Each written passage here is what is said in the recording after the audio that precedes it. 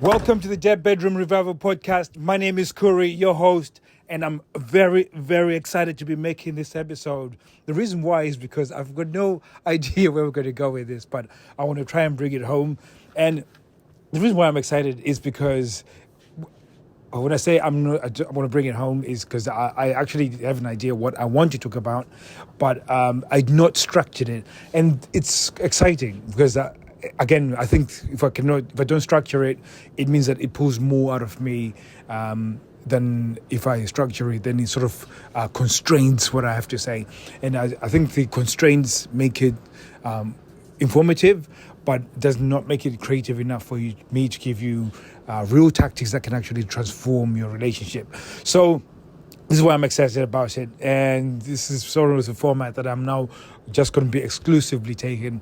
I haven't planned in episodes for a very long time. I just sort of get the topic, and usually it just depends on the conversations I'm having and the discussions I'm having. Today was a discussion about we started talking about the decline of female arousal, and when we were talking about it, it got to a point where some people got triggered, and that became a thing that I thought, okay, maybe something that I need to talk about on this episode.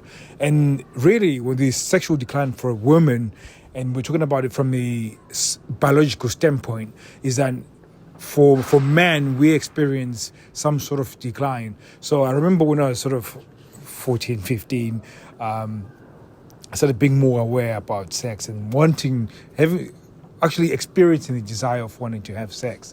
And everybody was talking about it, and there was all these indicators of girls now that I knew were growing indicators of attractiveness. So I think they started growing boobs and the hips and all these things that were indicators for me that they were ready for me to have sex with them. So they became even more attractive. So they were once friends, and then all of a sudden I'm looking at them thinking, oh, damn, which was pretty weird.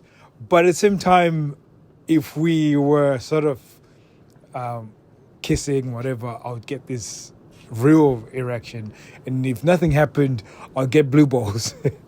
And then also at that point, because I started being more aware of erections, I would get random erections. So I could be fixing my bike, for instance, not even thinking about sex, and I'll get random erections. And again, this was now at the peak of the testosterone within my body, and this is something that is quite normal with boys. And again, with women, because when they are from a younger age, they will also release a certain level or at least a certain amount of testosterone, again, which again gives them a impetus to want to have sex, again, get aroused because of the testosterone. So as you get older, you get into relationships, you go through the honeymoon phase, you go through all these scenarios, whether it's relationships, multiple relationships. You get into a place where you're now in a relationship. And for a woman, if you go over the age of 30, just like men, your testosterone levels that's declining. So that's the release of testosterone that you have every single day. That will start decreasing. And there also men start having less random erections or hard-ons. So I'm using erections because I realized that I recorded an episode, and then when I said hard-on, some of my listeners sort of got lost. So random, if you hear me ever saying hard-on, I'm talking about erection. That's how we say it in England. But anyways, so you start seeing this decline of random hard-on or random erections, and this is an indicator of that decrease of, and again, this is not massive decrease, this is just a tiny little bit. So it doesn't mean that you're now completely off libido. You still could have really, really high libido. And again, some of that decline in those erections is that whenever you do have an erection, most people have got access to the internet and got porn, so they furiously masturbate, which then again starts decreasing I think your poor guy is like, no, I don't want to get an erection because you're going to keep tugging on me, so I'm not going to even bother waking up because I'm already exhausted from all that furious masturbating. Anyways, all jokes aside, so we're talking about this, and when you think of that from that perspective, and when the woman that decreases, the chances of her having those spontaneous feelings of wanting to have sex decreases. Or now, this is not like fact, like this is why they all do not want to have sex. There's other factors that come into play, and this doesn't mean that all women are like that, because there are some women that are, high libido, and even though there's a decrease in testosterone, they are so in tune with their body, so in tune with their sexuality that it supersedes that, and they can derive arousal from other factors that are not just from their body, just like that. So most people's default is that they think of how they're feeling right now, and then they gauge from how they're feeling right now. And the default feeling for most women, especially with children under the age of 10, is tired. So when it comes to them searching within their body to see how they feel, arousal is way, way, way at the bottom of the pile. So when you start thinking of from that standpoint, you have to be strategic on how you go through the arousal process, or at least getting to the point where you guys are connecting sexually. And this was the trigger word. This is the word that trigger that, you have to be strategic, and then you have to be tactical. And I think the women didn't like the fact that you have to be strategic and tactical, because then that just was too, it just made it so unsexy. So, but it has to be that way. So I needed to lay that point across, that you have to be strategic, because if you look at it as one event, or that's the between you doing seduction and sex is just one single event that happens within a space of 30 minutes, the likelihood of you failing is quite high, because then there's so much pressure. And again, if your partner comes with that level of pressure and you're already tired and your default isn't wanting to have sex anyways, the high chances of that actually happening is no, nothing's going to happen.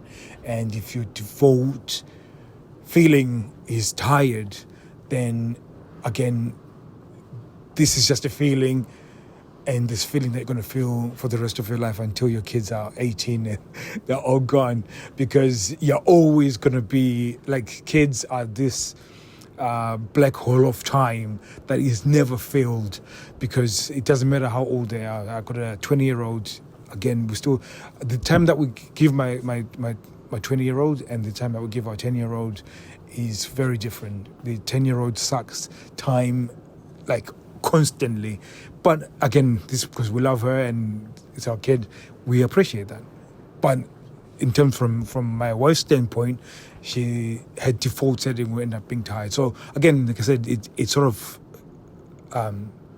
puts sex right at the bottom of the pile. So it becomes now very important for me to be very strategic, that if we are going to be able to make time in 3 or 4 days, then I would start my seduction 3-4 days time. And generally, I always say that when you start seduction from the very time that you stop having sex, when you have had orgasm and you felt the connection, you've had the cuddle, you start your seduction at that point. That's where your seduction starts. And again, you have to also consider that within the seduction process, there is actually like 4 steps that you should be thinking about. You don't have to take all 4 steps. Oh, well, I think at least 2 of them, you have to take them for it to be a good, amazing experience. But again, you have to go through a desire phase, and that's different tactics to do, create desire. Because once she feels desire, then you've got an opportunity to now then put it into arousal. So again, you start going through the process of arousal, and then when you're now in arousal, then you've got an opportunity now to actually start having sex where you be in pleasure. And during that, when you're experiencing pleasure, you're hoping to arrive at orgasm. Now, would even point then at that point connection. So there's certain processes that you have to go through, and if you think of it from that standpoint, then it actually changes the way you see the whole seduction process.